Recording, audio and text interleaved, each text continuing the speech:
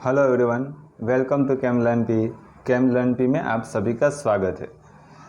Last video में हमने 13C NMR spectroscopy का इंट्रोडक्शन पार्ट देखा था। एनएमआर स्पेक्ट्रोस्कोपी में भी हमने बहुत सारे वीडियोस बनाए हैं, बट ये 13C एनएमआर स्पेक्ट्रोस्कोपी है। एनएमआर स्पेक्ट्रोस्कोपी में H1 NMR spectroscopy and 13C NMR spectroscopy दोनों as well as same to same ही है, बस थोड़ा सा उसमें डिफरेंस है।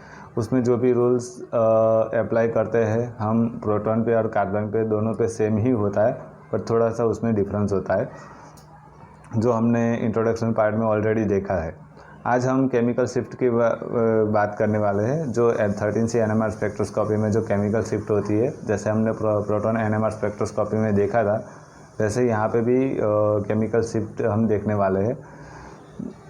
जो 13C एनएमआर स्पेक्ट्रोस्कोपी है वो समझने से पहले, केमिकल शिफ्ट समझने से पहले कार्बन की बात कर लेते हैं। जैसे हमने लास्ट वीडियो में देखा था, जो कार्बन होता है, एक्चुअली कार्बन के 3 आइसोटोप्स हमारे पास प्रेजेंट होते हैं।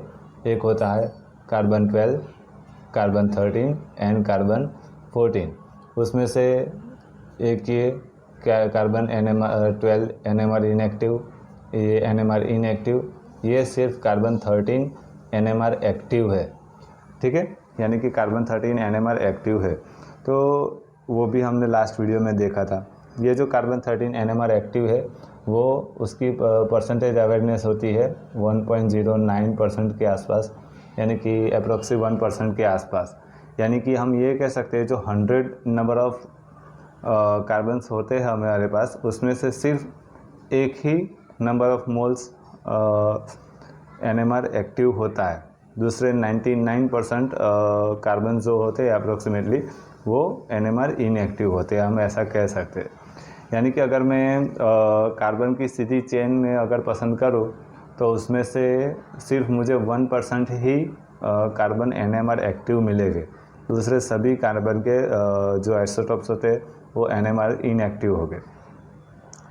ओके, तो ये चीज़ हमने देखी। देन एक और चीज़ मुझे कहनी है कि फॉर एग्जांपल हमने प्रोटॉन में देखा था, प्रोटॉन एनएमआर स्पेक्ट्रोस्कोपी में, कि अगर मेरे पास यहाँ पे CH3Cl है, तो यहाँ पे अगर मैं और थोड़ा सा स्पेसिफाई करूँ, तो यहाँ पे hydrogen hydrogen hydrogen and Cl।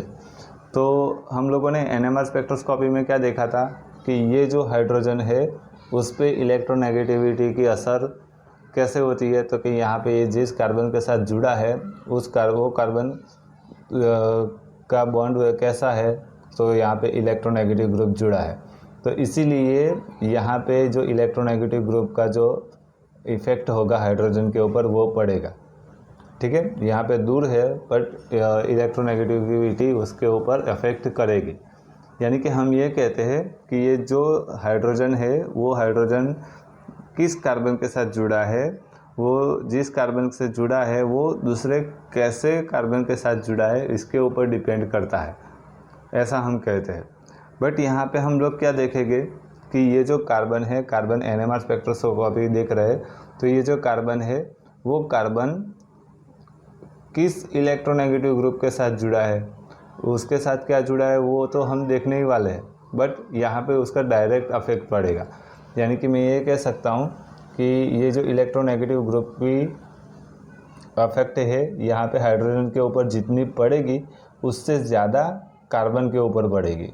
यानी कि सीधा डायरेक्ट उसके साथ अटैच है, तो यहाँ पे तो ज़्यादा पड़ेगी। तो इसीलिए यहाँ पे अफेक्ट ज़्यादा होने की वजह से यहाँ पे जो केमिकल शिफ्ट की वैल्यू है ना, वो भी ज़्यादा डाउन फील्ड में जाती है। ओके, तो यहाँ पे ये ज़्यादा अफेक्ट होता है। वैसे दूसरा हम आगे देखने वाले हैं, जैसे कि यहाँ पे मैं TMS की बात करूँ, केमिकल शिफ्ट की बात करता हूँ, तो हमने NMR स्पेक्ट्रोस्कोपी में देखा था TMS 0 से स्टार्ट होता है, यहाँ पे TMS। ओके, तो जैसे जैसे हम आगे बढ़ते हैं वैसे वैसे वैल्यू डाउन फील्ड के तरफ जाती है। यानी कि यहाँ पे आएगा डाउन फील्ड एंड यहाँ पे आएगा अप फील्ड। ओके, तो अब ये समझने से पहले एक और चीज़ हम देख लेते हैं कि जैसे कि फॉर एग्ज़ाम्पल मेरे पास एक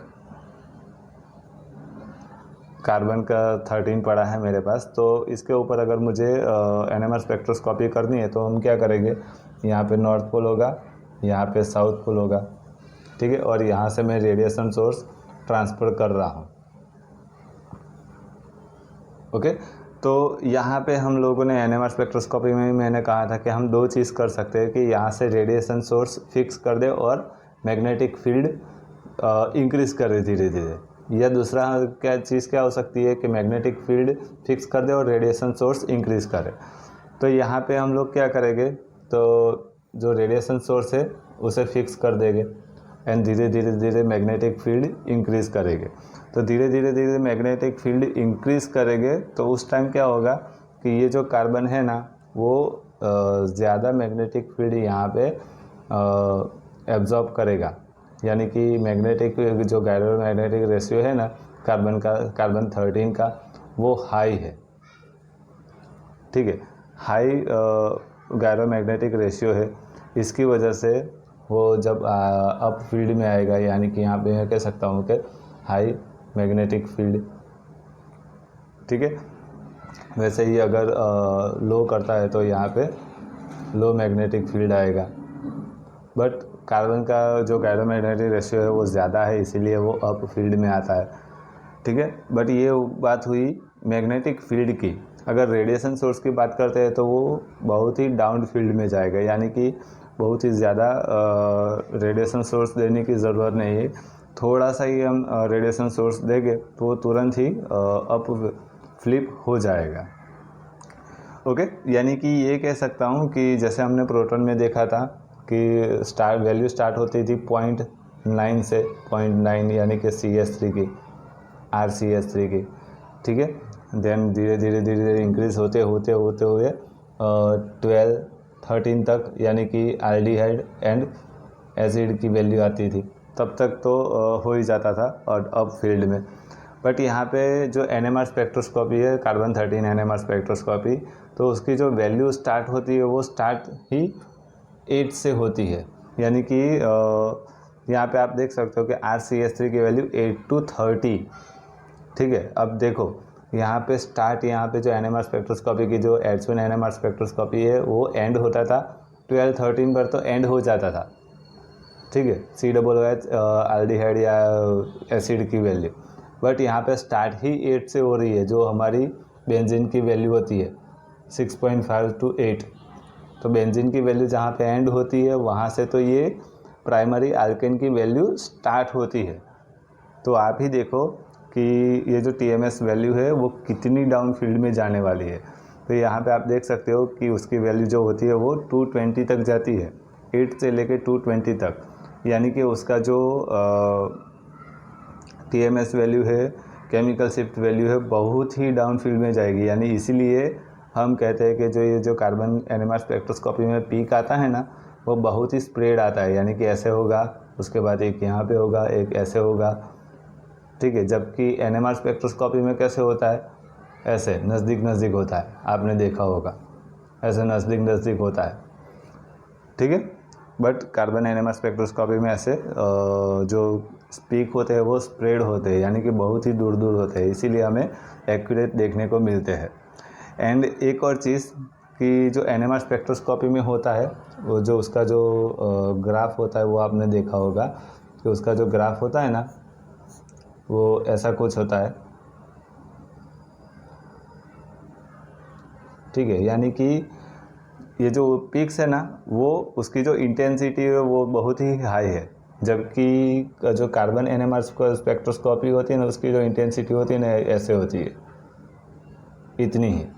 तो अब ऐसा क्यों, तो इसका रीज़न है, जैसे मैंने भी यहाँ पे कहा वैसे कि जो कार्बन है जैसे कि फॉर एग्जांपल यहाँ पे कार्बन की एक सीधी चेन है, ठीक है। यहाँ पे एक कार्बन की चेन है, 5 कार्बन वाली चेन मैंने ली है। तो यहाँ पे जो अगर मैं प्रोटॉन NMR स्पेक्ट्रोस्कोपी कर रहा हूँ तो यहाँ पे H1 NMR स्पेक्ट्रोस्कोपी, तो सभी हाइड्रोजन NMR एक्टिव है, यानी कि सभी हाइड्रोजन पिक्स दिखाएंगे।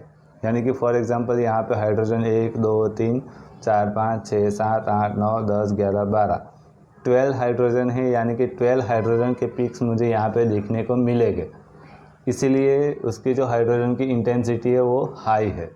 बट अगर मैं कार्बन की बात कर रहा हूँ तो यहाँ पे ये जो 5 कार्बन है, वो 5 कार्बन में से 99% कार्बन तो ऐसे है जो NMR इनएक्टिव है, यानी अप्रोक्सीमेटली एक ही कार्बन ऐसा होगा जो NMR एक्टिव होगा, यानी कि NMR एक्टिव होगा यानी कि C13 होगा, यानी कि ये जो कार्बन NMR एक्टिव है वो C13 है, जो 5 में से एक ही है, उसका ही पीक मुझे देखने को मिलेगा, यानी कि उसकी जो इंटेंसिटी होगी वो बहुत ही कम होगी, इसीलिए उसका जो पीक मिलेगा वो बहुत ही इंटेंस कम होगी उसकी।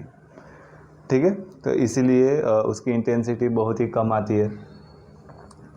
ओके, तो आई होप आपको ये समझ में आ गया होगा। तो अब यहाँ पे देखते हैं कि जो TMS वैल्यू होती है तो 0 से स्टार्ट होती है, उसके साथ साथ हम प्रोटॉन की बात करेंगे। तो यहाँ से 0 से स्टार्ट करेंगे, TMS होती है, उसके बाद 0.9 यानी कि प्रोटॉन NMR स्पेक्ट्रोस्कोपी की वैल्यू होती है, उसके बाद 1.7 सेकेंडरी एल्केन, उसके बाद 2.0 ट्राइटरी एल्केन। ठीक है, उसके बाद 6.5 से 8 यानी कि प्रोटॉन NMR स्पेक्ट्रोस्कोपी एरोमेटिक की वैल्यू, एंड उसके बाद यहाँ पे आती है R3CH 8 से 30 की वैल्यू।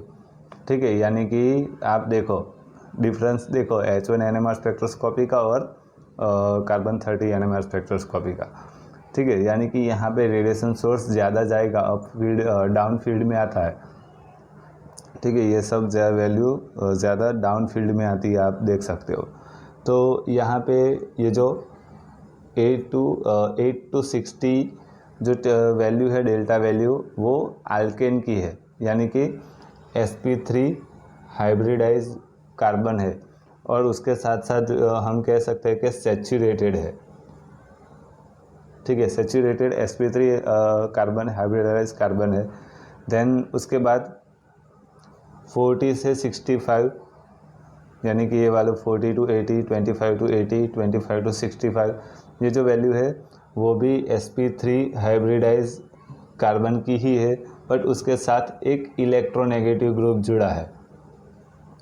ठीक है, इलेक्ट्रोनेगेटिव ग्रुप जुड़ा है, जैसे मैंने अभी यहाँ पे कहा वैसे कि इलेक्ट्रोनेगेटिव ग्रुप जुड़ने की वजह से क्या होगा, वो सीधा असर कार्बन के ऊपर पड़ेगा, प्रोटॉन पे तो पड़ेगा ही पड़ेगा, पर वो थोड़ा सा कम होगा, बट कार्बन पे तो सबसे ज़्यादा पड़ेगा, क्योंकि वो कार्बन से बहुत ही नज़दीक है इसकी वजह से, इसीलिए उसकी वैल्यू डेल्टा वैल्यू इंक्रीज होती है। ठीक है, इसीलिए sp3 हाइब्रिडाइज इलेक्ट्रोनेगेटिव ग्रुप की होने की वजह से 40 to 65 में वैल्यू जाती है। देन उसके बाद आएगा अल्केन, अल्किन, अल्काइन, यानी ये जो वैल्यू है वो अनसैचुरेटेड है। ठीक है, अनसैचुरेटेड कार्बन की वैल्यू है, तो अनसैचुरेटेड कार्बन की वैल्यू होने की वजह से 65 to 175 तक उसकी वैल्यू जाती है।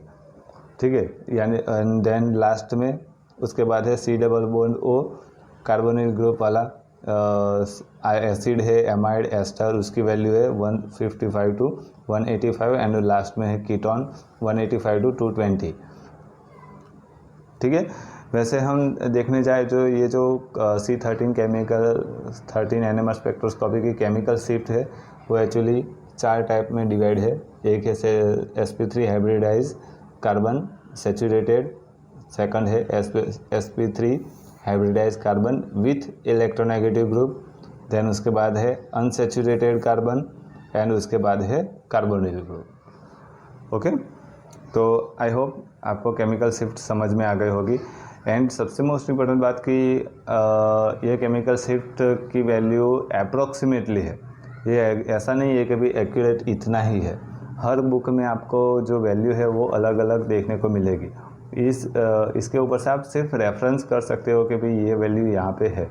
ये जो केमिकल शिफ्ट की वैल्यू है वह हम कैलकुलेट भी कर सकते हैं, अगर इसका वीडियो बनाने का टाइम मिला मुझे तो हम जो केमिकल शिफ्ट की वैल्यू है हम कैलकुलेट करके भी मैं आपको दिखाऊंगा, वीडियो बना के दिखाऊंगा, तो आप इजीली उसे समझ सकते हो, बट उसकी अभी ज़रूरत नहीं है। आप सिर्फ ये समझो कि केमिकल शिफ्ट की वैल्यू ये वाली है, इसके आसपास हो सकती है।